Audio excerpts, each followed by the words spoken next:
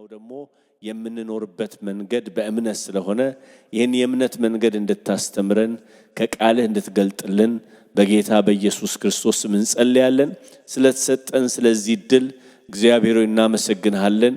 በዚህ ቦታ መገኘት ያልቻሉ በተለያየ መንገድ የቀሩ እግዚአብሔር ሆይ ዛሬ በአልጋ ተኝተው ያሉ ባዘን ያሉ ቤታቸውን ዘግተው እግዚአብሔር ሆይ በተለያየ ጉዳይ እግዚአብሔር ሆይ ታሰሩ እግዚአብሔር ሆይ ተስፋ የቆረጡ ቢኖሩ በጌታ በኢየሱስ ክርስቶስ ስም እግዚአብሔር ሆይ እንጸልያለን። ዛሬ የቃል ብርሃን ያብራላቸው። እግዚአብሔር የዘላለም አምላክ ሆይ ያንተ የተስፋ ቃል ሁሉን ማድረግ የሚችል የተስፋ ቃል እንደሚናገር እግዚአብሔር የታመነ ነው። በቃሎቹ የተፍገመገቡትን ይደግፋል የወደቁትን ያነሳል ተብሎ እንደተጻፈ ዛሬ የተፍገመገሙ እንዲነሱ የወደቁ እንዲነሱ የተፍገመገሙ ጌታ ሆይ እንዲበረቱ በጌታ በኢየሱስ ስም እንጸልያለን።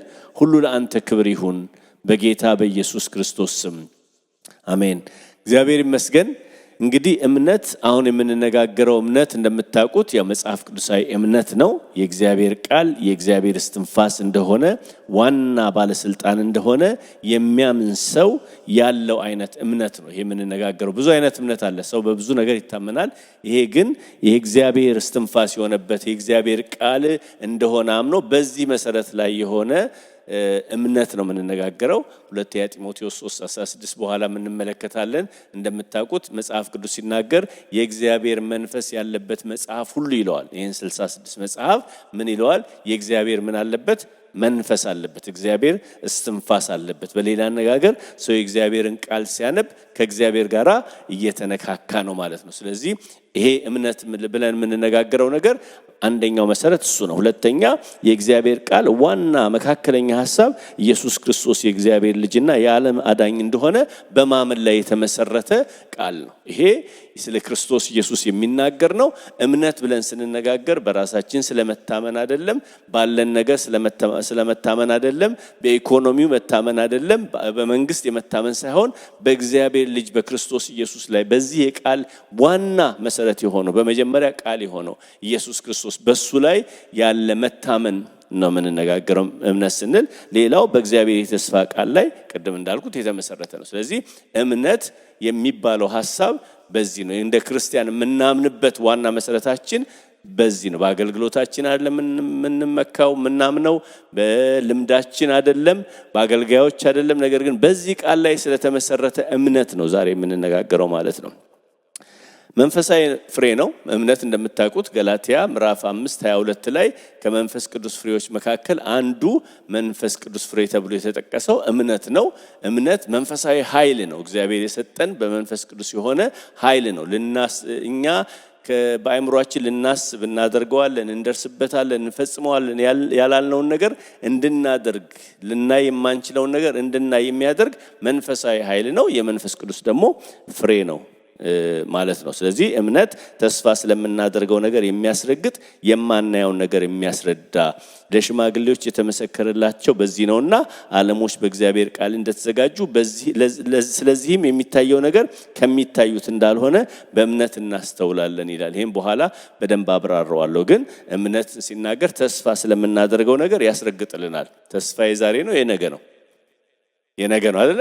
እሱን ምን ያደርግልናል? ዛሬ ላይ ሆነን እርግጠኛ የማናየውን ነገር ደግሞ ያስረዳልናል። የማናየው ነገር ማለት ሩቅ የሆነውን ነገር በደንብ ያስረዳናል። አንድ ጊዜ ኢህአዴግ ልክ ሲገባ ትዝ ይላችሁ እንደሆነ እዛ ከነበራችሁ የሆነ ሰፈር ቦምብ ፈንድቶ ነበር አይደገኛ ቄራ አካባቢና አንድ ጓደኛዬ በቃ በዚህ ተሳዶ ነው የመጡትና በቃ አምልጠን ከሰዓት እየነደደ ምናምን አሉኝ። ምንም ቢያስረዱኝ እኔ ሊገባኝ አይችልም፣ ምክንያቱም ሰዓቱ ሩቅ ነው። ከዛ ያው ያኔ ወታደሩና ምን ሲገባ የወታደር መሳሪያ ሁሉ እኛ ጋር ነበር፣ የሌለን ነገር የለም ድሬና ባይናኩለር ነበርና በሱ የሆነ ሰፈራችን ስለሚቀርብ እንደዚህ ምናምን ሳይ እሳቱን አምጥቶ እነሱ ቢለኝ ያልገባኝን በዛ በባይናኩለር ሳይው እዚህ ጋር መጣብኝ ጭራሽ አጠገቤ እና አሁን ማስረዳቱም ላይ የለበትም። በቃ አስረዳኝና እምነት እንደዛ ነው። አንዳንድ ጊዜ ሩቅ የሆነ ነገር ሲነገር በጣም ሩቅ የሆነ ነገር ቅርብ አድርጎ እንደውም እናንተ አይታችሁ ለሌሎች እንድታስረዱ የሚረዳ ነገር ነው። ስለዚህ መንፈሳዊ ኃይል ነው ማለት ነው። እንደውም መጽሐፍ ቅዱስ ሲናገር በኋላ ቀስ እያልን እየሄድን በተለይ የእምነት የሚፈተንበትን ምዕራፍ ስንመለከት መጽሐፍ ቅዱስ ሲናገር ስለ እምነት ከወርቅ ይልቅ ተፈትኖ ተፈትኖ የሚያልፍ የከበረ ይለዋል። የከበረ ነገር ነው እምነትን የሚለው። ስለዚህ መጽሐፍ ቅዱስ ዋና የሚያደርገው ከእምነት ከመንፈስ ቅዱስ ፍሬዎች ጋር አብሮ ተያይዞ ያለ ነው ማለት ነው። እንዴት ነው በአማኝ ልብ ውስጥ እምነት ሊፈጠር የሚችለው? እንዴት ነው እምነት በውስጣችን ሊፈጠር የሚችለው የሚለውን ሐሳብ ቀስ እያልኩ አስረዳለሁ። ከቻላችሁ መጽሐፍ ቅዱስ ክፍል እያወጣችሁ አንድ ሰው ጠይቅና 3 ጥቅሶች ታወጡልኛላችሁ። ግሩሜ ዮሐንስ 4:24 ታወጣልኛለህ። እዛ አሼ ደግሞ አንደኛ ተሰሎንቄ 5:23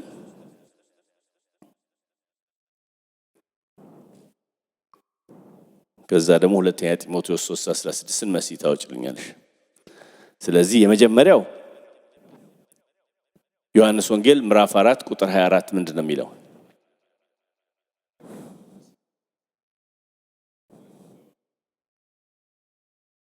አሜን። እግዚአብሔር ምንድነው? መንፈስ ነው። ኦኬ። አንደኛ ተሰሎንቄ 5:23 ምንድነው የሚለው? አሼ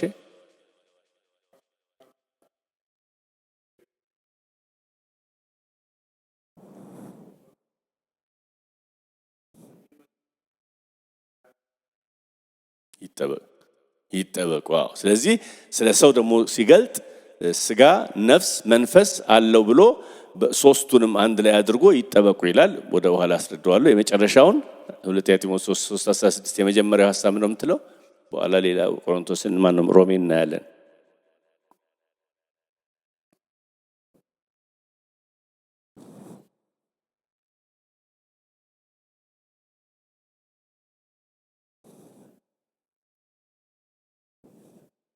አሜን። ስለዚህ የመጀመሪያው ሐሳብ እግዚአብሔር ራሱ መንፈስ ነው። እግዚአብሔር መንፈሳዊ አይደለም፣ መንፈስ ነው አይደለ? እግዚአብሔር መንፈስ ነው፣ የሚያመልኩት በእውነትና በመንፈስ ያመልኩታል ይላል። ሁለተኛ ስለ ሰው ደግሞ ሲናገር አሁን ያየነው ተሰሎንቄ ላይ አንደኛ ተሰሎንቄ 5:23 ላይ መንፈሳችሁ ነፍሳችሁና ስጋችሁ ይላል። ስለዚህ የሰው አንደኛው ከአካሉ አንደኛው ክፍሉ ምኑ ነው? መንፈሱ ነው ማለት ነው። ያው እኔ ከወጣው በኋላ ነው እንጂ ኢትዮጵያ ውስጥ መንፈስ ነን የሚል ትምህርት ተነስቶ ነበር አሉ። እንደዛ የሚያመን አጠገባችሁ ካለ ቆንጠጥ አድርጉትና መንፈስ ተሆነ ካልሆነ ይጮሃል። መንፈስ አይደለንም እኛ። መንፈስ ግን አለበት የሰው ማንነት ውስጥ። ስጋ፣ ነፍስ፣ መንፈስ ነው። የዛ ውህደት ነው እንጂ መንፈስ ብቻ አይደለም። ስለዚህ እግዚአብሔር ምንድነው? መንፈስ ነው። ሰው ደግሞ በውስጡ ምን አለ? መንፈስ አለ። ለዚህ ነው እኔና እናንተ ጌታ ኢየሱስ ክርስቶስን ስናገኝ ጌታ ያነቃው ነገር የዳነው ነገር የተፈወሰው ነገር ምንድነው? መንፈሳችን ነው አይደለ? የእግዚአብሔርን ነገር አሁን እንኳን የምንነጋገረውን ነገር መነጋገር የቻልነው ስለ ዳንን ነው። ካለዛ ይሄ መንፈስ የሞተ ከሆነ መስማትም መረዳትም አይችልም። ለዚህ ነው ጌታ ኢየሱስ ክርስቶስ ትዝ ይላችሁ እንደሆነ ደቀ መዛሙርቱን ለምን መተው ጠየቁት። ለምንድን ነው በምሳሌ የምትናገረው ለሌሎቹ ሲላቸው ብለው ሲጠይቁት ምን አለ? ለእናንተ መንፈሳዊውን ነገር ማወቅ ምን ተብሏቸዋል? ተሰጥቷቸዋል አላቸው። it's given። እንዴት? ክርስቶስ ኢየሱስን ስናምን ያ የተሰጠ ነገር ነው። ስለዚህ እግዚአብሔር መንፈስ ነው። እኔና እናንተ በውስጣችን መንፈስ አለ። ከዛ ደግሞ ይሄ የምናነበው ቃል ደግሞ ምንድነው? መንፈስ ነው። የእግዚአብሔር መንፈስ አለበት። ስለዚህ ሰው መንፈሳዊ ነው። መንፈሳዊ ነገር ለመረዳት መንፈሳዊ መሆን ይጠይቃል ማለት ነው። የእግዚአብሔር ቃል የእግዚአብሔር እስትንፋስ ስላለበት የእግዚአብሔር መንፈስ ስላለበት ዳግም የተወለደ ሰው ብቻ ነው ይሄን መረዳት የሚችለው። በኋላ አንዳንድ ሐሳቦችን አያለው። ስለዚህ ሁለተኛ ተሰሎንቄ 3 ላይ እንደዚህ ይላል። 3:1-2 ላይ እንደዚህ ይላል። በቀረውስ ወንድሞች ሆይ የጌታ ቃል እንዲሮጥ በእናንተም ዘንድ ደግሞ እንደሚሆን እንዲከበር ይላል። ኦኬ። የጌታ ቃል ምን እንዲል? እንዲሮጥ። ልክ እናንተ ስትሰሙት እንዳከበራችሁት ደግሞ እንዲከበር ይልና እምነትም ለሁሉ ስለማይሆን ከአመፀኞችና ከክፎች ሰዎች እንድንድን ስለኛ ጸልዩ። እምነት ለሁሉ አይሆንም። ሰዎች የመንፈሳዊ ነገር ቁጭ ብላችሁ አውርታችሁ ጌታን ካልዳነ የፈለገ ቢሆን ማመን እና መረዳት አይችሉም። አንድ ጊዜ የሆነ ኮንፈረንስ ነበርና ተካፍለን ስንወጣ በመሃል ብሬክ ነበረ። ካፌ ሻፕ ምናምን ተቀምጠን እዚህ አብሮን የነበረ ሰውዬ ለመመስከር መሰለኛው እንግዲህ ማያምን ሰው አግኝቶ አይገርምህም ኤልያስን እግዚአብሔር በቁራ መገበው ምናምን ይለዋል። እኔ ራሴም አልገባኝም እንኳን ለዚህ ሰውዬ ገና ላልዳነ ሰው በቁራ መገበው ከሚለው ነገር ምንም ነገር ሊገባው አይችልም። መንፈሳዊ ካልሆነ ሰው መረዳት አይችልም። ስለዚህ እዚህ ቦታ ላይ ሁለተኛ ተሰሎንቄ ላይ ምንድነው የሚለው? ልክ ለእናንተ እንደሆነ የእግዚአብሔር ነገር ለእነሱም እንዲከብር፣ ምክንያቱም እምነት ለሁሉም አይደለም ይላቸዋል። ስለዚህ እኔና እናንተ ስለ ዳንን ነው የእምነት ነገር የሚገባን ማለት ነው። ስለዚህ መንፈሳዊ የሆንበት እኔና እናንተ መንፈሳዊ ስለሆነ መንፈሳዊ ነገር እንረዳለን ማለት ነው። የእግዚአብሔር ቃል ጋር ደግሞ ሲመጣ የእግዚአብሔር መንፈስ አለበት። እንግዲህ እንደዚህ ይላል መጽሐፍ ቅዱስ ሮሜ ላይ እናውጣና ላሳያችሁ። ሮሜ ብዙ ሐሳብ ያለበት ነው። በዚህ ሐሳብ ላይ ሮሜ 10 ላይ ሮሜ ምዕራፍ 10 ቁጥር 14 ላይ ከቁጥር 11 ጀምሮ አነበዋለሁ። ሮሜ 10ን አገኛችሁት? በእርሱ የሚያምን ሁሉ አያፍርም ይላልና በአይሁዳዊና በግሪክ ሰው መካከል ልዩነት የለምና አንዱ ጌታ የሁሉ ጌታ ነው፣ ለሚጠሩት ሁሉ ባለጸጋ ነው፣ የጌታን ስም የሚጠራ ሁሉ ይድናል። ቀጥሎ እንደዚህ ይላል፣ እንግዲህ ያላመኑበትን እንዴት አድርገው ይጠሩታል? ባልሰሙት እንዴት ያምናሉ? ያለ ሰባኪ እንዴት ይሰማሉ? መልካሙን የምስራች የሚያወሩ እግሮቻቸው እንዴት ያማሩ ናቸው ተብሎ እንደተጻፈ ካልተላኩ እንዴት ይሰብካሉ? ነገር ግን ሁሉ ለምስራቹ ቃል አልታዘዙም። ኢሳይያስ ጌታ ሆይ ምስክርነታችንን ማን አመነ ብሏልና፣ እንግዲያስ እምነት ከመስማት ነው፣ መስማትም በእግዚአብሔር ቃል ነው። እዚህ ቦታ ላይ አያይዞ ነው የሚናገረው። የመጀመሪያው ነገር ሰው ለመስማት ሰው መላክ አለበት ይላል። የሚላክ ከሌለ የሚሄድ ከሌለ ሰው መስማት አይችልም። የሰማ ሰው ደግሞ ለመስማት ደግሞ ቅድም እንዳልኳችሁ ሰባኪ አለ። ከዛ በኋላ ደግሞ የሰማው ሰውዬ ግን ከሰማ በኋላ አንድ ነገር ይፈጠራል። የሰማው የእግዚአብሔር ቃል እግዚአብሔር መንፈስ ነው። ይሄ ቃል መንፈስ አለበት፣ የእግዚአብሔር መንፈስ አለበት። ሰውየው ጋር ሲደርስ አንድ ነገር ነው የሚለው። ልክ ሲሰማ አንድ ነገር ይሆናል። እምነት ከመስማት ነው፣ መስማትም ከእግዚአብሔር ቃል ነው። ከዚህ ከእግዚአብሔር ቃል የወጣ ቃል የተስፋ ቃል የሰዎች ልብ ውስጥ ሲገባ አንድ ነገር ይፈጥራል።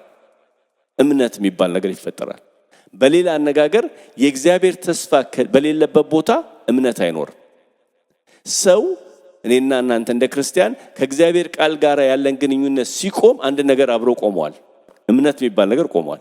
እያደገም ይሄን ነገር ስለሆነ የሆነ ቦታ ላይ ልናቆም እንችላለን። ልክ ባለፈው ሳምንት እሁድ ለስል እንደነበረው አንዳንድ ጊዜ እግዚአብሔር ማወቅ የሚባለው ነገር ጌታን ስንቀበል ካለው ትውውቅ ያለፈ ላይሆን ይችላል ካልቀጠልን። ልክ እንደዛው እምነት የእግዚአብሔር ቃል ጋር ያለን ግንኙነት ካልቀጠለ ልክ በዛው መጠን እምነታችን እየቆመ ይሄዳል። ስለዚህ እምነት የሚፈጠረው እንዴት ነው? እግዚአብሔር መንፈስ ነው። የእግዚአብሔር ቃል መንፈስ አለበት። እኔና እናንተ መንፈስ በውስጣችን የእግዚአብሔር መንፈስ አለ።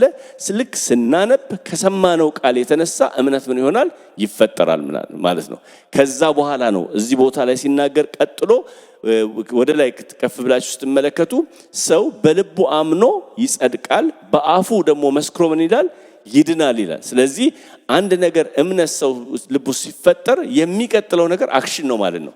ማመኑ የሚታወቀው ሰውየው ላመነው ነገር የሚወስደው እርምጃ ነው ማለት ነው። ስለዚህ እምነት የሚፈጠርበት መንገድ ይሄ ነው።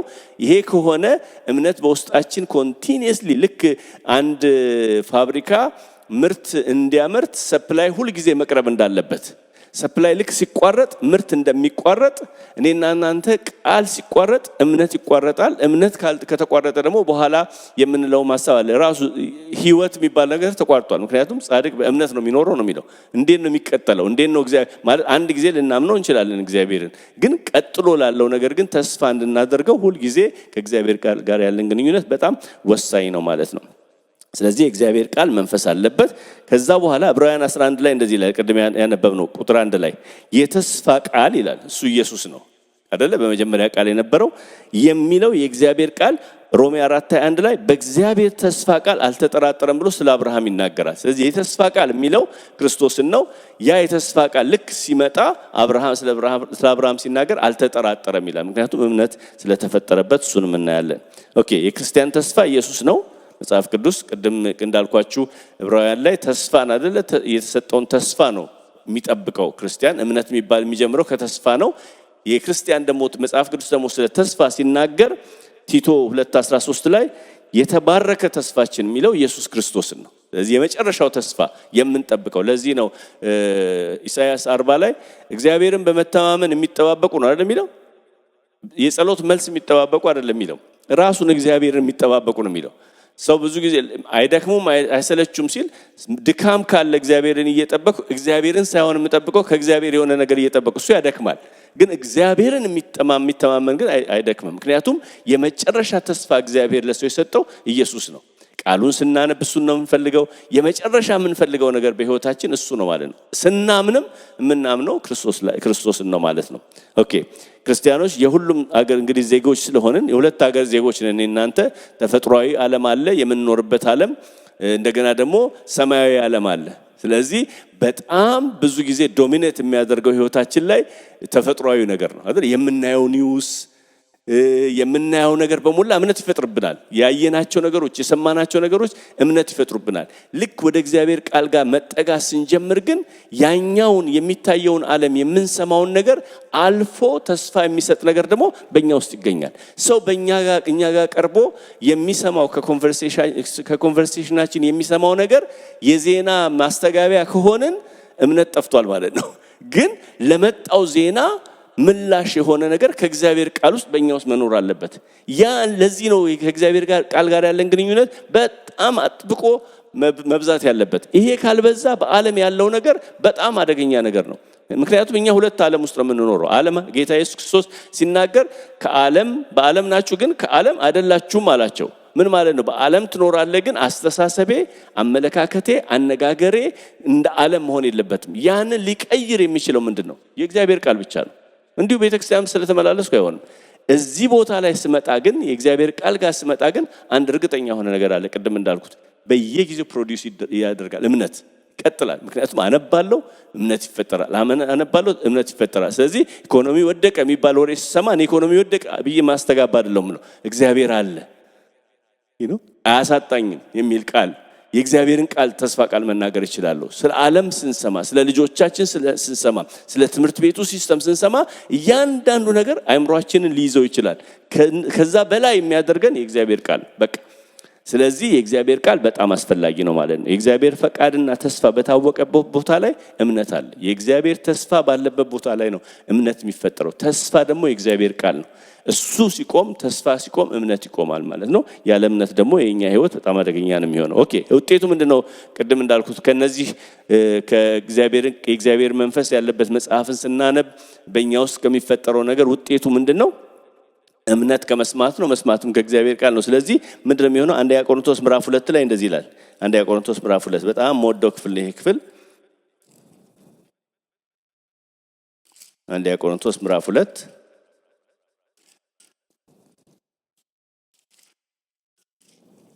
ግልጽ ነው እስካሁን ያልኩት? እሺ ኦኬ። አንደኛ ቆሮንቶስ ምዕራፍ 2 ቁጥር 10 በደንብ ስሙት ይሄን። መንፈስም የእግዚአብሔርን ጥልቅ ነገር እንኳን ሳይቀር ሁሉን ምን ያደርጋል? ይመረምራል። ለኛ እግዚአብሔር በመንፈሱ በኩል ገለጠው። በእርሱ ውስጥ ካለው ከሰው መንፈስ በቀር ለሰው ያለውን የሚያውቅ ሰው ማን ነው? እንዲሁም ደግሞ ከእግዚአብሔር መንፈስ በቀር ለእግዚአብሔር ያለውን ማንም አያውቅም። ቀጥሎ ያለው ደስ የሚለኝ ቃል፣ እኛ ግን ከእግዚአብሔር እንዲያው የተሰጠንን እናውቅ ዘንድ ከእግዚአብሔር የሆነውን መንፈስ እንጂ የዓለምን መንፈስ አልተቀበልንም። በሌላ አነጋገር መንፈሳዊ ነገር ይገባናል። መንፈሳዊ ነገር የምንረዳ ሰዎች ነን።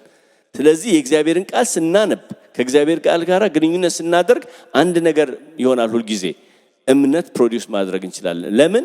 መረዳት የምንችልበትን መንፈስ ቅዱስ ስለሰጠን። ስለዚህ እንድንረዳ እግዚአብሔር አይኖቻችንን ከፍቷል።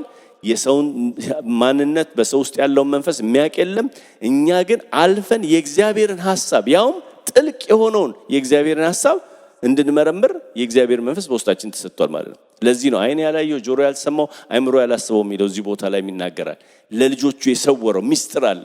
ያንን ለማወቅ የእግዚአብሔር ቃል ጋር እንመጣለን። የእግዚአብሔር መንፈስ በውስጣችን ስላለ ለኛ ግልጽ ነው ማለት ነው። መረዳት እንችላለን። ይሄን አንብበን መጽናናት፣ ይሄን አንብበን ተስፋ ማድረግ እንደምንችልበት መንፈስ ሰጥቶናል እግዚአብሔር። ስለዚህ እግዚአብሔር ይመስገን።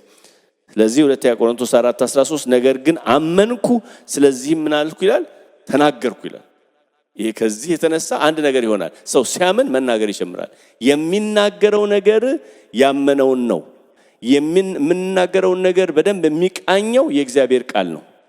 የምንናገረው ነገር ላይ የእግዚአብሔር ቃል ጋር ያለን ግንኙነት ይኑረን አይኑረን ደግሞ ያስታውቃል። በቃ ስራ ቦታ በሉት፣ ከጓደኞቻችሁ ጋር የሚወራው ወሬ ላይ እናንተ የምትሰጡትን ምላሽ ተመልከቱት። ስለ ቤተ ክርስቲያን ሊሆን ይችላል፣ ስለ አገልጋዮች ይሆናል፣ ስለ ሀገር ይሆናል። የሚወራውን ነገር የሚያጋግል ነገር ላወራ እችላለሁ ወይ ደግሞ ሌላ ተስፋ ማውራት እችላለሁ። ልዩነቱ ከምን የተነሳ ነው የሚባል ከእግዚአብሔር ቃል ጋር ግንኙነት ካለኝ ነው። ካለዛ ከየት አመጣለሁ? ስለዚህ አመንኩ። ሰው ካመነ አንድ ነገር ያደርጋል፣ ይናገራል። የእግዚአብሔርን ቃል ብቻ አይደለም የሰማውንም ወሬ ካመነ ይናገራል። አሁን ለምሳሌ ኢትዮጵያ ውስጥ ነገ የሆነ አካባቢ ጦርነት ሊነሳ ነው ምናምን የሚባል ነገር ከሰማ አንድ ሰው ሄዶ ለሚቀጥለው ምን ይለዋል? ሊነሳ ነው አሉ ይለዋል። ለምን? አምኗል ማለት ነው። ግን ከእግዚአብሔር ቃል ጋር ሰው ግንኙነት ካለው ሌላ ተስፋ ማውራት ይጀምራል ማለት ነው። ስለዚህ ያመንነውን ነገር ነው የምንናገረው። ያመንነውን ነገር የሚወስንልን ደግሞ ከእግዚአብሔር ቃል ጋር ግንኙነት ካለን ነው። ክርስቲያን ስለሆን አይደለም፣ ስላገለገልኩ አይደለም። የእግዚአብሔርን ቃል ግን ከዚህ ጋር ቃል ጋር ያለን ግንኙነት ስለ ቤቴ፣ ስለ ኑሮዬ፣ ስለ ልጆቼ፣ ስለ ትውልዱ የምናገረው ነገር ይቃኛል። ከዛ በኋላ የምናገረው ነገር ይቀየራል። የሚገርመው ነገር የምናገረው ነገር ፍሬ ያፈራል። ቅድም እንዳልኳችሁ በኋላ እናየዋለን። ዕብራውያን ላይ የሚታዩትን ነገር ሲፈጠሩ ከማይታየው ነገር ነው። የእግዚአብሔር ባህሪው አንደኛው ምንድነው? በሌለ ነገር ላይ መናገር ይችላል። ምንም ባዶ በሆነ ነገር ላይ መናገር ይችላል። ይሄ የእግዚአብሔር ባህሪ ነው። ስለዚህ እኔና እናንተ እግዚአብሔር ቃል ጋር ስንመጣ አንድ ነገር ነው የምንሆነው። የሌለ ነገር ማውራት እንችላለን። አገር ሁሉ ተደበላልቆ እኛ ተስፋ ማውራት እንችላለን። ዝም ብሎ ምኞት አይደለም፣ ከእምነት የሆነ ነገር ነው። ስለዚህ የእግዚአብሔር ቃል ያንን መፍጠር ይችላል ማለት ነው። የእምነት ኃይሉ ይሄ ነው። የእምነት መንፈስ ምንድነው? የእምነት መንፈስ ስላለ ነው የሚለው። የእምነት መንፈስ ምንድነው? የእምነት መንፈስ በአማኝ ሰው ልብ ውስጥ የሚጀምር ሰው በልቡ አምኖ ይጸድቃል፣ በአፉ መስክሮ ይላል። የእምነት መንፈስ ስላለን እኛም ደግሞ አምነናል ልናገራለን ሲባል መንፈስ ነው ማለት ነው። የእምነት መንፈስ ይባላል። የእምነት መንፈስ የሚፈጠረው የት ነው? በሰው ልብ ውስጥ ነው። የሚገርመው ነገር እኔ መንፈሳዊ ነገር እንደምታውቁት የሰው ልብ ውስጥ ያለ ነገር ነው። እግዚአብሔር ደግሞ የተናገርነውን ነገር አይደለም የሚያከብረው፣ ነገር ግን በልባችን ውስጥ ካለውን ከተናገርን ነው። ከልባችን የሆነ ነገር ከሆነ ነው። ለዚህ ነው እኔ አሁን ዝማሬ ላይ ምናምን አምልኮ ላይ ስለ እግዚአብሔር የመጨረሻ እንደው በቃ ትልቅ ነገር ቢነገር አጋነን አንጨርሰውም። ማጋነንም አንችልም። ትልቅ ነው እግዚአብሔር። ግን ስለኛ ሲዘመር ብዙ ጊዜ ይከብደኛል። ምክንያቱም የምዘምረው ለእግዚአብሔር ስለሆነ በቃ እንደው እንዲሆንኩልህ እንደዚህ ተፈጠርኩልህ የሚል የሆነ ዘማሪ የዘመረውን ነገር ማስተጋባት ልዘምረው እችላለሁ። ግን ከልቤ ውስጥ የወጣ ነገር ስላልሆነ እግዚአብሔር የሚቀበለው አይደለም። ምክንያቱም ነገሩ ከልብ ውስጥ ስለሆነ ነው። እምነትም ስንል ዝም ብሎ ፉከራ አይደለም። ኢቭን ጥቅስ ስላወቅኩኝ ያወቅኩትን ጥቅስ መናገር አይደለም። በልቤ ውስጥ አምኜዋለሁ ወይ? እሺ ጥቅስ ስለጠቀስኩ አይደለም። በመገረፉ ቁስል ተፈውሻለሁ ስላልኩ አይደለም የምፈወሰው። do I really believe? ኮንቪክሽን አለኝ ውስጤ ነው እንጂ ጥቅሱ አይደለም የሚሰራው። በእኔ ውስጥ እምነት ፈጥሯል። ምክንያቱም የእግዚአብሔር ቃል በራሱ የሚሰራ ነው የሚለው መጽሐፍ ቅዱስ የሚለው። እኔ ስለተናገርኩ አይደለም የሚሰራው፣ ግን በእኔ ህይወት ውስጥ ግን የሚሰራው እኔ አምኜ ከሆነ ነው። ለዚህ ነው ሰው በልቡ አምኖ ይጸድቃል፣ በእግዚአብሔር ፊት ትክክል ይሆናል፣ በአፉ መስክሮ ይድናል። አፉ ላይ የሚናገረው ነገር ከልቡ ከወጣ ብቻ ነው። ስለዚህ የሚፈጠረው እምነት በልብ ውስጥ ነው ማለት ነው። ስለዚህ ከመናገራችን በፊት በልባችን ውስጥ የሚፈጠር ነገር ነው። ያመንኩትን ነው የምናገረው። ዛሬ ያው አሁን ዘመኑ የቴክኖሎጂ ስለሆነ እንዲሁ ለማንኛውም ብዬ እስቲ የምስጋና ጸሎት ብዬ እንትን አልኩኝ ዳያል አደረኩኝና አፕ ላይ ከዛ በኋላ የሚገርም ጸሎት ነው የደረደረልኝ የምስጋና ጸሎት። እና አሁን ይሄን ጸሎት ነው ብጸልይ በጣም ልትማረኩ ትችላላችሁ። ምን አይነት ጸሎት መስላችሁ? ግን ከልብ ይወጣ አይደለም፣ የሆነ ኮምፒውተር ሰርቶ ያወጣው ነገር ነው። እንደዛ ሁሉ ጸልይ ይችላል። መድረክ ላይ ቆሜ እንዲህ በቃ አስተካክዬ ልጸልይ ይችላል። ግን እግዚአብሔር ይቀበለዋል ወይ? ነው። ለምን? ከልብ ከወጣ። ለዚህ ነው እግዚአብሔር ቃል ሲናገር ይሄ ህዝብ በከንፈሩ ያመልከኛል፣ ልቡ ግን ከኔ ራቀ ነው አለ። ለምን? ከእግዚአብሔር ጋር ያልተገናኘ ነገር ነው የሚሆነው። ስለዚህ እምነት የሚባል ነገር ስናስብ ከልባችን ውስጥ መውጣት አለበት። ያ እንዲሆን ደግሞ እኔና እናንተ ከእግዚአብሔር ቃል ጋር ያለን ፐርሰናል ሪሌሽንሺፕ ያስፈልጋል።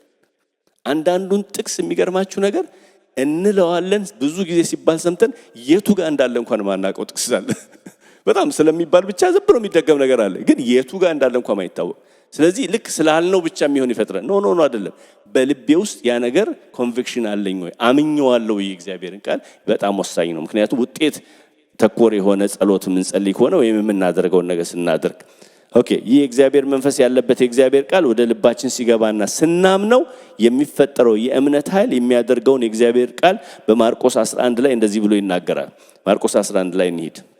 ጌታ ኢየሱስ ክርስቶስ ያችን በለስ ከረገመ በኋላ ሲመለስ ደቀ መዛሙርቱ አይተው ትዝ ይላችሁ እንደሆነ የረገምካት በቃ እንደዚህ ሆነች አለ። ለነሱ ነው የደነቃቸው እንጂ ጌታ ሲናገር እንደሚሆን አምኖ ነው። ግን እነሱ የመለሱትን መልስና ጌታ የተናገረውን ነው እዚህ ቦታ ላይ የምናየው። ማርቆስ 11 እንደዚህ ይላል ቁጥር 20 ላይ ማለዳም ሲያልፉ በለሲቱን ከስሯ ደርቃ አዩአት፣ ያቺ የተረገመችውን። ጴጥሮስም ትዝ ብሎት መምህር ሆይ እነሆ የረገምካት በለስ ደርቃለች አለው። ኢየሱስም መልሶ እንዲህ አላቸው፣ በእግዚአብሔር ምን በሉ እመኑ። እውነት እላችኋለሁ ማንም ይሄ በጣም ደስ የሚያጽናና ቃል ነው። ማንም ነው የሚለው ያለውን ግን ኮንዲሽን አለው። ነገር እንዲደረግለት ቢያምን በልቡ ሳይጠራጠር ይህን ተራራ ተነቅለ ወደ ባህር ተወርወር ቢል ይሆንለታል የሚለውን ነገር ከማለቱ በፊት በልቡ ሳይጠራጠር። ግን የሚገርመው ነገር ማንም ይችላል። እኔ ነኝ ያደረኩት እናንተ አትችሉም አላላቸው። ማንም ይችላል። ግን የነገሩ ትልቅነት አይደለም ትልቅ የሚያደርገው ችግሩን በልብህ ሳትጠራጠር ከተናገርክ ላንተም ይሆንልሃል። ሁሉ ብዙ ጊዜ ታውቁታላችሁ ስለ ሎጎስና ስለ ሬማ ስለሚባል ታውቃላችሁ። ሎጎስ የሚባለው ይሄ ቃል ነው አይደል? ዝም ብሎ እንዳለ ቃሉ አሁን ስናነበው ነው ቅድም ያነበብነው። ሎጎስ ግን ሰው የሚናገር አምኖ የሚናገር ዘ ስፖክን ወርድ ይሉታል። አምኜ የተናገርኩትን ነገር እሱ ሬማ ይባላል። የመጨረሻው ቃል ማለት ነው። ስለዚህ እዚህ ቦታ ላይ ጌታ ኢየሱስ ክርስቶስ የሚላቸው ልክ እኔ እንዳደረኩት ማድረግ ትችላላችሁ፣ ግን ማንም በልቡ ሳይጠራጠር የምትለውን ነገር ሳትጠራጠር ከተናገርክ ይሆንልሃል ብሎ ይናገራል። ስለዚህ ይሄ በጣም ትልቅ ተስፋ ነው። ኦኬ ምንድነው የእምነት አስፈላጊነት? ለምንድነው የሚያስፈልገው? እምነት በብዙ ነገር ያስፈልጋል፣ ግን እንደው ትንሽ ሊስት ለመስጠት አንደኛ የዳን ነው በእምነት ነው። ራሱ መዳን የሚባለው ነገር ኤፌሶን 2:8 ላይ ጸጋው በእምነት ምን አድርጓቸዋል? አድኗቸዋል። ስለዚህ የዳንበት አስፈላጊ ዋና ህይወታችን የጀመረው ከመዳን ስለሆነ ቁጥር 10 ላይ ምዕራፍ 10 ቀደም ያነበብኩላችሁ ሮሜ 10:9 ላይ ኢየሱስ ጌታ እንደሆነ በአፍህ ብትመሰክር እግዚአብሔር ከሙታን እንዳስነሳው በልብ ብታምን ትድናለህ። ስለዚህ እምነት አንዱ ትልቁ ነገር ክርስቶስ ኢየሱስን ስናቅ የዳንበት የመጀመሪያው ምዕራፋችን የህይወት ምዕራፋችን የተከፈተው ራሱ በእምነት ነው። ከዛ በኋላስ ሁለተኛ የክርስትናን ህይወት የምንኖረው ራሱ በእምነት ነው። ዕብራውያን 10:38 ላይ ጻድቅ በእምነት ይኖራል፣ ወደ ኋላ ቢያፈገፍግ ነፍሴ በእርሱ ደስ አይላትም ይላል። በእምነት ምን ይሆናል? ጻድቅ ይኖራል። ኑሮ ራሱ እምነት ነው። ነገን ስናስብ እምነት ነው አይደለ? ምህረት እንዳገኘን አውቀን ነው አይደለ? አሁን እዚህ ቦታ የተሰበሰብ ነው። ቅድም ሲያመልኩ የነበሩ ሰዎች እኮ አሁን የትናንትና ኃጢአቴ የትናንትና በደሌ የኔ ስንፍና ብዬ ካሰብኩኝ በጭራሽ መሄድ አልችልም። ግን አንድ ያመንኩት ነገር ምህረቱ ማለዳ አዲስ ነው ብዬ ስለተማመንኩ ነው የቆምኩት እንጂ ስንት ክሪፕል የሚያደርግ ነገር አለ የኔ ድካም። ግን የምኖረው በእምነት ነው። በቃ ነገን ሳስብ ተስፋ ማደርገው ዘላለሜን ሳስብ ተስፋ ማደርግበት የምኖረው በእምነት ነው። ስለዚህ አንድ ጊዜ የሚሆን ነገር ሳይሆን እምነት የምንኖርበት ነገር ነው። ዴይሊ የምንኖርበት መንገድ ነው። ሶስተኛው ያለ እምነት የምናደርገው ነገር ሁሉ እግዚአብሔር ሲያየው ኃጢአት ነው ይለዋል ሮሜ 4:14-23 ላይ። ምንም ነገር አድርጉ ቅድም እንዳልኳችሁ ነገሩ ቃሉ ስለተቀናበረ ስለተናገርኩት አይደለም፣ ስለምንም አይደለም። እምነት ከሌለበት እግዚአብሔር ኃጢአት ነው። የሚገርመው ነገር እምነት ከሌለበት በቃ ወድቋል ሳይሆን ኃጢአት ነው ራሱ ያለ እምነት የሆነ ነገር።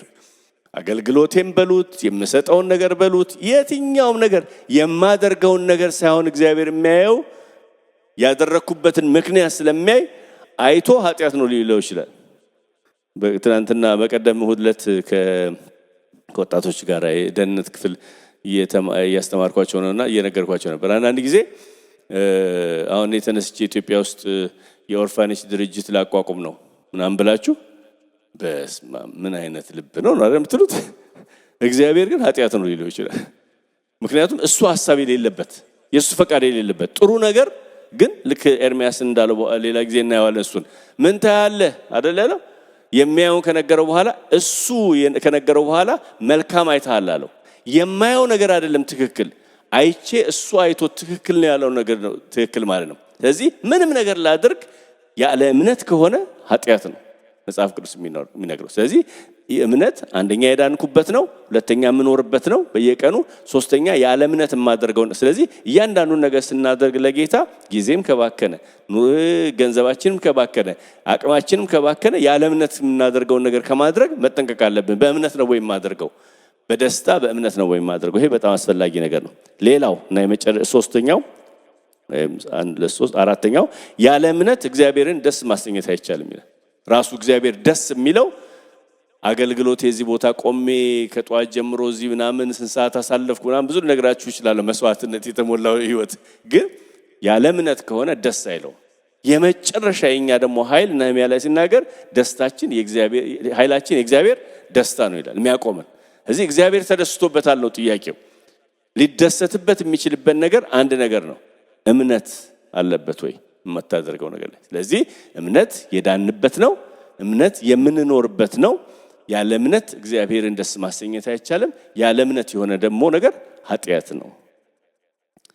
የመጨረሻው አንደኛ ዮሐንስ 5:4 ላይ ከእግዚአብሔር የተወለደ ዓለምን ያሸንፋል፣ ዓለምን የሚያሸንፈው እምነታችን ነው ይላል። ስለዚህ ዓለምን ይሄን በዓለም ያለውን ሲስተሙን በዙሪያችን ያለውን ነገር ማሸነፍ የምንችልበት አንድ ነገር እምነት ነው። ያለ እምነት ማሸነፍ አይቻልም። ስለዚህ እነዚህ በጣም አስፈላጊ ነገሮች ግን ከዛ በላይም ነው። እዚሁ አንደኛ ዕብራውያን ላይ ወደ ኋላ ሄዳችሁ ስታነቡ አባቶች መንግስታትን ድል ነሱ ይላል። በእምነት ከሰዓት ኃይል አመለጡ፣ የአንበሳ አፍ ዘጉ፣ ከሰይፍ ስለት አመለጡ፣ ሙታናቸውን በትንሣኤ ተቀበሉ። አንዳንዶች እንደውም በቃ አምነው ሁሉ ሞቱ ይላል። በቃ ይዘው አንድ ነገር ይዘው የመጨረሻ ድረስ የሄዱበት ነገር እምነታቸው ነው። እዚህ እምነት በጣም በእግዚአብሔር መንግስት ውስጥ ወይም ደግሞ እንደ ክርስቲያን በጣም አስፈላጊና ዋና ነገር ነው ማለት ነው። ይሄን ሐሳብ ካልኩ አይቀር ዕብራውያን 11 ላይ ቅድም የጀመሪያ ያነበብነውን ሐሳብ ትንሽ ነገር ልናገርበት። ዕብራውያን 11 ላይ እንመለስና 11 ከ1 እስከ 3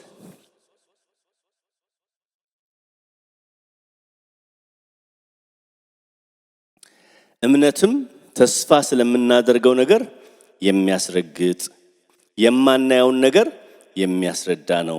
ለሽማግሌዎችም የተመሰከረላቸው በዚህ ነውና ዓለሞች በእግዚአብሔር ቃል እንደተዘጋጁ ስለዚህም የሚታየው ነገር ከሚታዩት እንዳልሆነ በእምነት እናስተውላለን ይላል።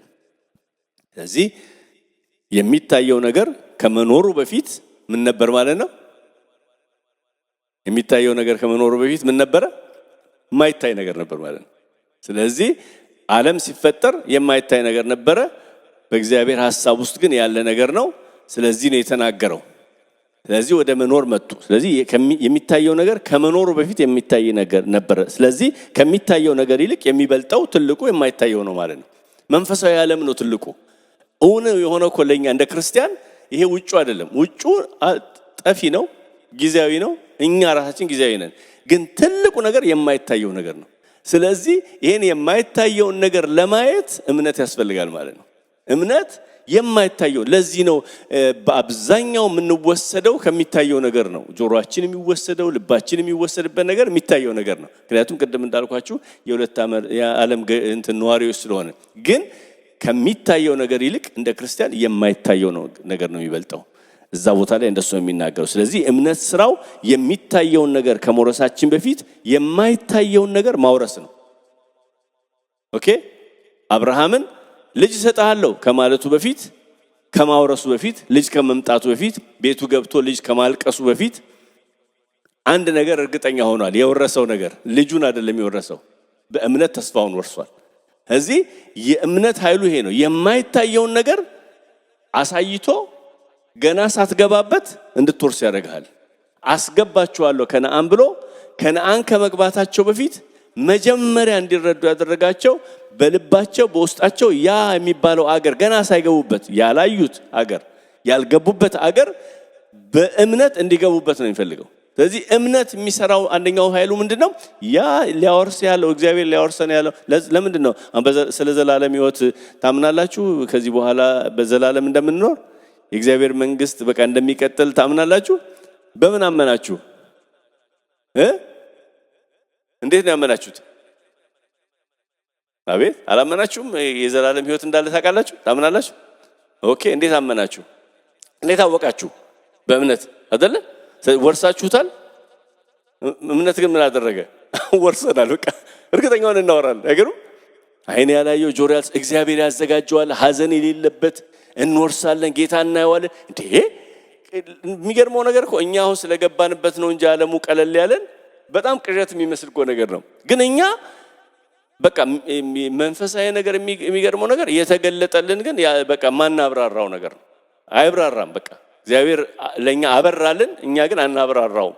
ግን ተረርተነዋል። ስለዚህ አገር አለኝ በሰማይ ብለን እንዘምራለን። የእምነት ኃይሉ ይሄ ነው። የማይታየው ዓለም ውስጥ ገና ሳትወርስ አውርሶ እርግጠኛ ሆነ ትኖራለህ። ይሄ በጣም ኃይል ነው። ስለዚህ በምድር ላይም የሚገርመው ነገር ገና ለሚሆነው ነገር፣ ገና ላልገባንበት ነገር፣ ገና ላላየነው ነገር በዚህ ከምናየው ነገር ከምንሰማው ነገር አሳልፎ ይሄን ቃል ስናነብ እዛ ውስጥ ያስገባል። ለዚህ ነው ዘማሪው ሲናገር ልክ ርስት ቃልን አነበብኩና ብዙ ርስት እንደተካፈለ ሰው ደስ አለኛል። አይገርም? ቃል እኮ ነው ያነበው። የሆነ ቃል አንብቦ አንዳንድ ጊዜ ያስጠጋጥሞ ቃል ታነቡና የሆነ ደስታው ምንድነው የሆንኩት ነው የሚባል። አንዲት የሆነች ቨርስ በርታላችሁ። ለምን? እምነት ያን ነው የሚሰራው። ስለዚህ እምነት ስራው የሚታየውን ነገር ከመውረሳችን በፊት የማይታየውን ውርስ ያስገባል፣ እንድንወርስ ያደርገናል፣ በውስጣችን እርግጠኛ ያደርገናል ማለት ነው። ተስፋ የወደፊት ነው። ሮሜ 8 ላይ ከ24 እስከ 25 እንደዚህ ይላል፣ በተስፋ ድነናል። ግን ተስፋ የሚደረግበትን ነገር ቢታይ ተስፋ አይደለም። የሚታይ ከሆነ ተስፋ አይደለም። የሚያየውንማ ማን ተስፋ ያደርገዋል? የማናየውን ግን ተስፋ ብናደርገው በትዕግስት እንጠባበቃለን። ሰምታችሁታል? በተስፋ ምን ሆነናል? ድነናል። እኔና እናንተ በተስፋ ድነናል። ድናችኋል አይደለ? ቅድም እንዳልነው እንወርሳለን ብለን ነው የምናለው። ኦኬ ተስፋ የሚደረግበትን ነገር ቢታይ ኖሮ ተስፋ አይደለም ነበረ። ምክንያቱም እሱ እምነትም አያስፈልገውም።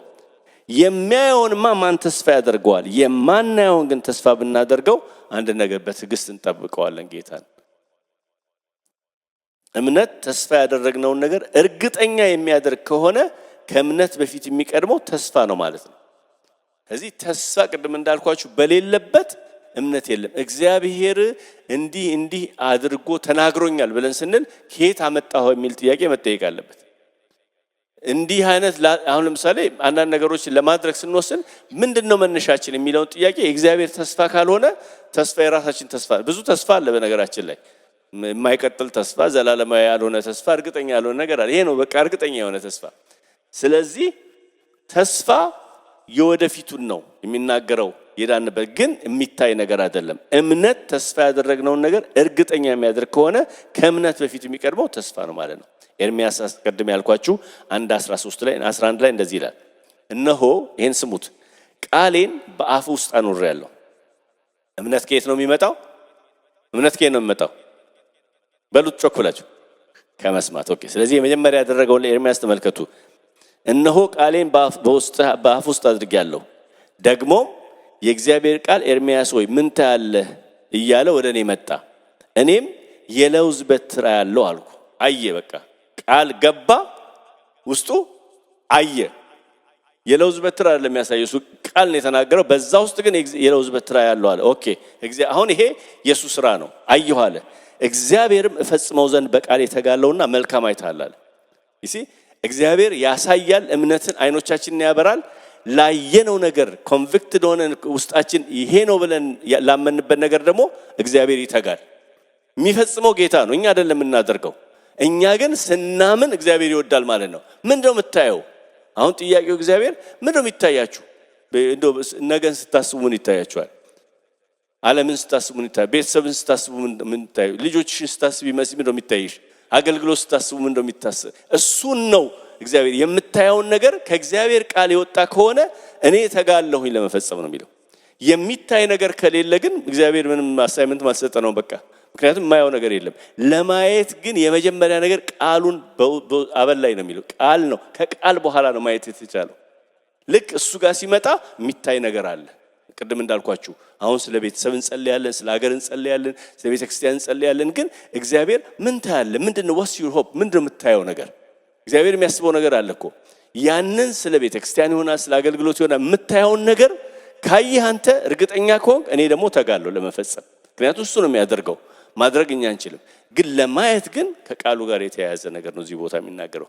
ግን ተስፋ የሚቀርብ ነገር ነው። ከእምነት በፊት የሚቀድመው ተስፋ ነው።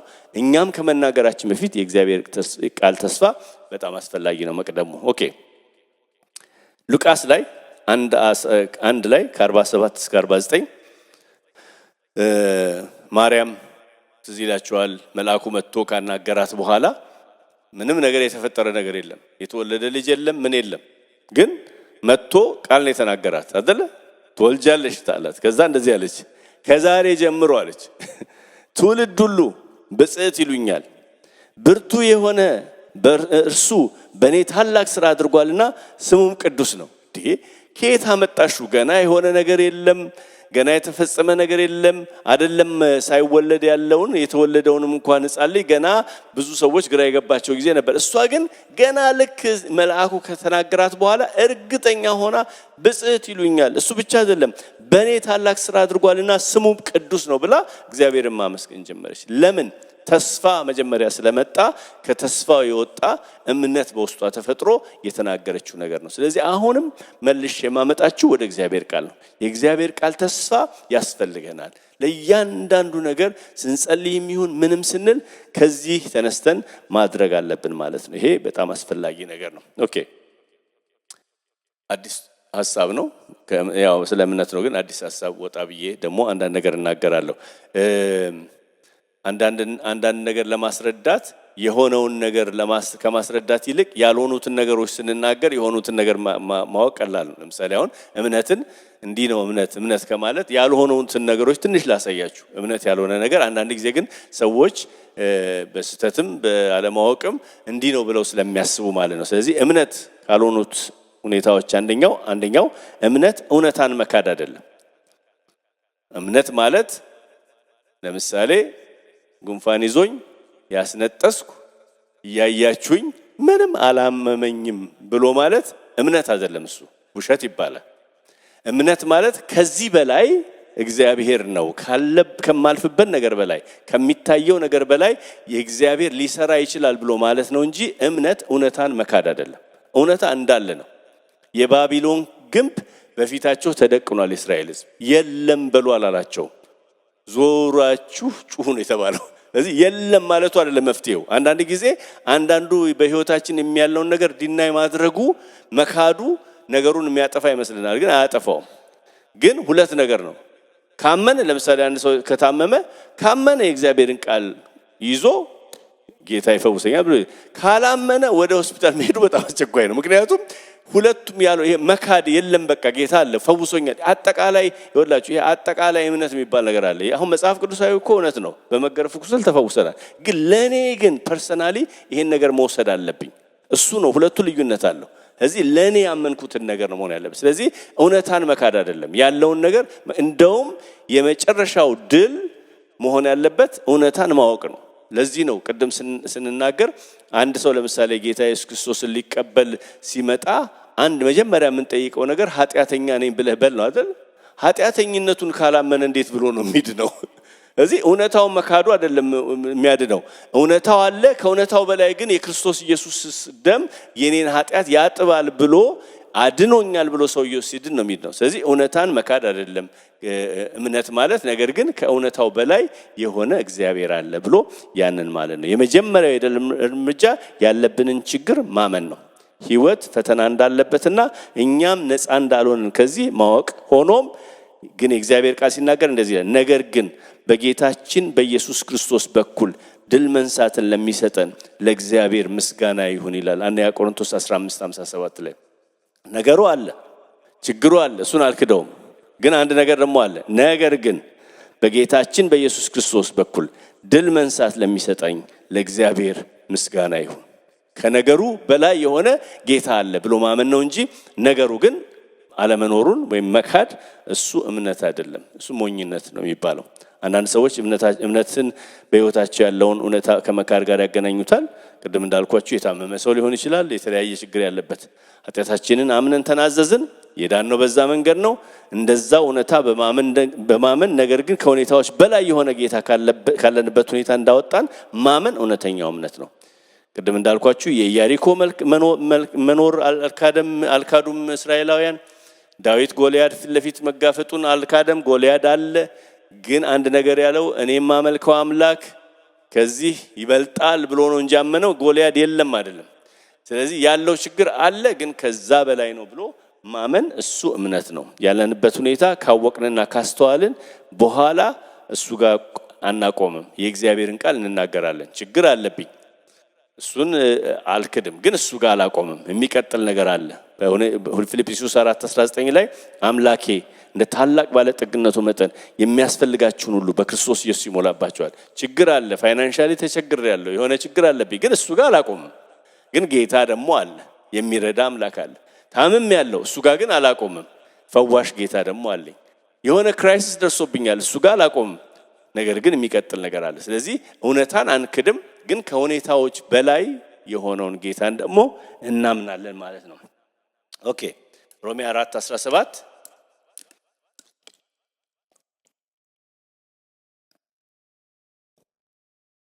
ስለ አብርሃም ሲናገር አብርሃም እንደምታውቁት ልጅ ሰጣለሁ ብሎ እግዚአብሔር ተናገረው። አንዳንዱ እምነት ስለ ትዕግስት በኋላ እንነጋገራለን። አንዳንዱ እምነት ከተነገራችሁ ነገር በጣም አደገኛው ነገር የሚገርማችሁ ነገር ተስፋ ቃል የመጣላችሁ ቀን ያኔ ነው ችግሩ ያለው። ምክንያቱም አንዳንድ ጊዜ የመጣልን የተስፋ ቃል ወዲያው እንደሚፈጸም ስለምናስብ በተስፋ በተሰጠን ጊዜና በመምጣቱ መካከል ያለው የእምነት ፈተና ይባላል። እምነት የሚፈተንበት ጊዜ እሱ ነው በቃ። አለዛማ ወዲያው ተናግሮ እግዚአብሔር ወዲያው ቢያደርግ ቀላል አልነበረም። ለአብርሃም 25 ዓመት አስቀመጠው። እባርክሃለሁ ብሎ 25 ዓመት እና 25 ዓመት እኮ ከባድ ጊዜ ነው። ግን እንዴት ነው የጠበቀው? ሮሜ 4 ላይ እንሂድ። የሚገርም አጠባበቅ ነው የጠበቀው። ሮሜ ምዕራፍ 4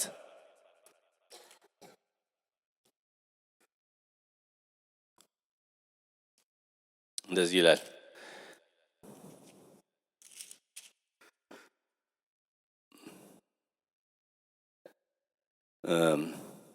ከቁጥር 16 ጀምራለሁ። ሮሜ 4:16 ስለዚህ ከሕግ በታች ሳይሆን ከአብርሃም እምነት ደግሞ ለሆነ ለዘሩ ሁሉ የተስፋው ቃል እንዲጸና እንደ ጸጋ ይሆን ዘንድ በእምነት ነው። እርሱም ለብዙ አሕዛብ አባት አደረኩ ተብሎ እንደተጻፈ እንግዲህ ተስፋው ነው እንደተጻፈ። ግን የአብርሃምን እምነት ተመልከቱ። ለሙታን ሕይወት በሚሰጥ የሌለውን እንዳለ አድርጎ በሚጠራ ባመነበት በአምላክ ፊት የሁላችን አባት ነው። ስለ አብርሃም ዲስክራይብ የተደረገው እምነት ማነው? ተስፋ ተሰጥቶታል። ተስፋው እንዳልኳችሁ ረጅም ጊዜ ቆየ ነው። ግን በዛ በጠበቀበት ጊዜ ስለ እግዚአብሔር እንዴት ነው የልጅ ነገር እንዴት ነው ምናምን ብለው ሲሉት መቼስ እኔ ስለማውቀው በመጠበቅ ውስጥ የልጅ ነገር ስለማውቀው አንዳንዱ ነገር ሰዎች ሲናገሩ በቃ ይሄ እንደዚህ አሁን እሱ እንደሚናገረው አልነበረም። ምን ያን የምናገር የነበረው ከባድ ነው አንዳንዱ ነገር። ትናንትና አንድ እህት ለረጅም ጊዜ ቸርች ውስጥ ያላየኋት እህት ነችና ደውዬ ምን ነው ጠፋሽ ምናምን አልኳትና በቃ የሆነ አንድ ነገር ተሳስቼ የሆነ ነገር አድርጌ በቴክስቲያን በመጣው ቁጥር በቃ አላስቀምጣሉኝ አለች። በቃ እና በቃ ብን ብዬ ኦንላይን ጀመርኩ አለች። በቃ እንዲህ ሆነ ነገር ያስታውሱኛል አለች። እንዲህ አድርገሽ ያስታውሱኛል አለች። እና ምን ትመክረኛለህ አለች። ነይ እንዴ ነይ፣ እኛ እኮ ምን ስንት ጉድ ያለን ሰዎች ነው። ጌታ ረድቶን ቆመን ነው እንጂ ነይ አንቺ ነይ። ምንም አይቀርም፣ እንደዚህ አይነቱ ነገር አይቀርም፣ ምንም ይቀጥላል። ለምን እምነት የሚፈተንበት ጊዜ ይሄ ነው አንዳንዱ ነገር። እና እዚህ ቦታ ላይ አብርሃም ብዙ መናገር ነበረበት፣ ብዙ ስለ እግዚአብሔር መናገር ነበረበት። ቤተሰቡን ጥሎ አገር ጥሎ ላንተው እንትን ብዬ ተሰውቼል ይሄን ሆኜል ማለት ይችል ነበር። ግን ተመልከቱ ስለ አብርሃም የሚናገረው ለብዙ አሕዛብ አባት አደረኩ ተብሎ ተነግሮ ነው። ለሙታን ሕይወት በሚሰጥ የሌለውንም እንዳለ አድርጎ በሚጠራ ባመነበት በአምላክ ፊት ይላል። ስለ እግዚአብሔር ምንድነው የምትለው ሲባል እሱ የሌለውን እንዳለ የሚቆጥር ነው። ደግሞ እንደገና ደግሞ ለሙታን ደግሞ ሕይወት ይሰጣል። ኦኬ ዘርህ እንዲህ ሊሆን ነው እንደተባለ ተስፋ ባልሆነው ጊዜ የብዙ አሕዛብ አባት እንዲሆን ተስፋ ይዞ አመነ። ሁለት ተስፋ አለ። አንዱ ተስፋ ምንድነው? ተስፋ በሌለ ጊዜ ሲል የትኛው ተስፋ መሰላችሁ? ልጅ የሚባል ነገር እንደዚህ የሚታይ የለም። ይዞ ያመነ የትኛው ነው? ሲወጣ የተናገረው ነው የእግዚአብሔርን ቃል። ቃሉን ግን ይዞታል፣ እሱ አልለቀቀም። ይሄኛውን ተስፋ አልሆነም፣ በቃ አልሆነም። ግን እግዚአብሔር ሲወጣ የተናገረውን ነገር ግን ተስፋውን ግን ይዞታል፣ አመነ ይላል። ቀጥሎ ምን ይላል? የ100 ዓመት ሽማግሌ ስለሆነ እንደ ሙት የሆነውን የራሱን ስጋና የሳራ ማህፀን ሙት መሆኑን በእምነቱ ሳይደክም ይወላችሁ። አሁን እግዚአብሔርን ሰው ማመኑና አለማመኑ የሚታወቀው በቆየ ቁጥር እየደከመ ሳይሆን የሚሄደው እየበረታ ይሄዳል ማለት ነው። እግዚአብሔርን ሲያምን ሰው ሳይደክም ተመለከተ፣ ለእግዚአብሔር ክብር እየሰጠ ጭራሽ አደገኛ ክብር ይሰጣል። ለእግዚአብሔር የሰጠውን ተስፋ ደግሞ ሊፈጽም እንዲችል አጥብቆ እየተረዳ በእምነት በረታ እንጂ ባለማመን ምክንያት በእግዚአብሔር ተስፋ ቃል ኦ ማይ ጉድነስ ኖ ወንደር የተስፋ አባት የተባለበት ምክንያቱም 25 ዓመት አንድ ልጅ ዙሪያ ዝም ብሎ ድንገት ሰው መንታ ምናምን እየወለደ እሱ አንድ ልጅ ታገር ወጥቶ እንዳሸዋ እና እንደ እንትን አበዛል ደግሞ ሁለት ልጅ ምናምን ቢለው ጥሩ ነበር እኮ። አንዳንዱ ነገር እኮ አንድ ልጅ ምናምን ቢሆን ጥሩ ነበር፣ ምክንያቱም የተሰጠው ተስፋና እሱ ያለበት ቦታ በጣም ይገርም። ግን እግዚአብሔርን አሰበውና የሚገርመው ስለ ሳራ እንኳን መጽሐፍ ቅዱስ ሲናገር ተስፋን የሰጠው የታማኝ እንደሆነ በቆጠረች ጊዜ ይላል። የዛን ጊዜ ነው የጸነሰችው ነው የሚለው። ተስፋውን አይደለም እግዚአብሔር ማሰበችው። እሷ ሪፒቴሽኑን አየችና እሱ ካለ ያደርጋል ብላ ተስፋን የሰጠውን አመነች። ወዲያው እሱ ደግሞ ለሙታን ሕይወት በሚሰጠው በእግዚአብሔር ያኔ ከ25 ዓመት በፊት የተሰጠ ተስፋ አዲስ እንኳን አይደለም። አሁን ግን ይሆናል ብሎ አመነ። ብቻ አይደለም ደግሞ ሲጠብቅ ደግሞ ክብር እየሰጠ ለእግዚአብሔር ጠበቀው ይላል። ስለዚህ መዝጊያ ላድርገው ይሄንን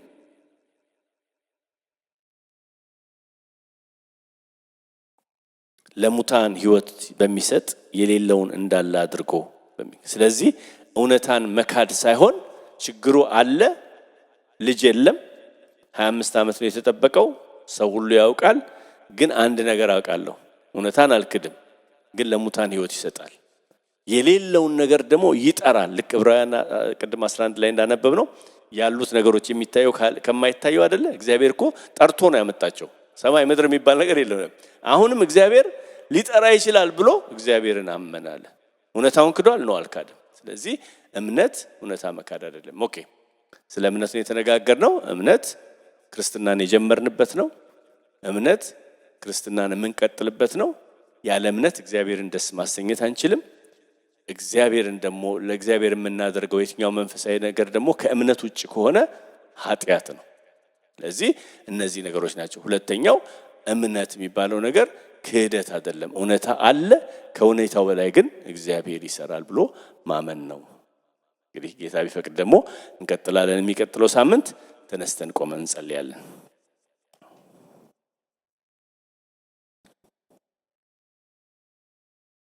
ሃሌሉያ፣ እግዚአብሔር ይመስገን። ሃሌሉያ፣ እናመሰግንሃለን እግዚአብሔር አምላካችን ሆይ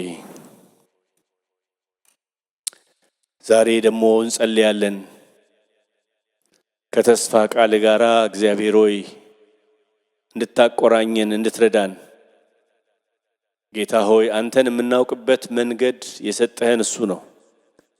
ተስፋ የምናደርገውን ነገር የምንቀበለው በሱ ነው። እምነት የሚነሳው በሱ ነው። ጌታ ሆይ ፍቅር ቢባል ከዛ ነው። ጌታ ሆይ ያንዳንዱ ያንተ መመሪያ ያለበት ቦታ ነው። ጌታ ሆይ ከዛ እንዳንርቅ በኢየሱስ ክርስቶስ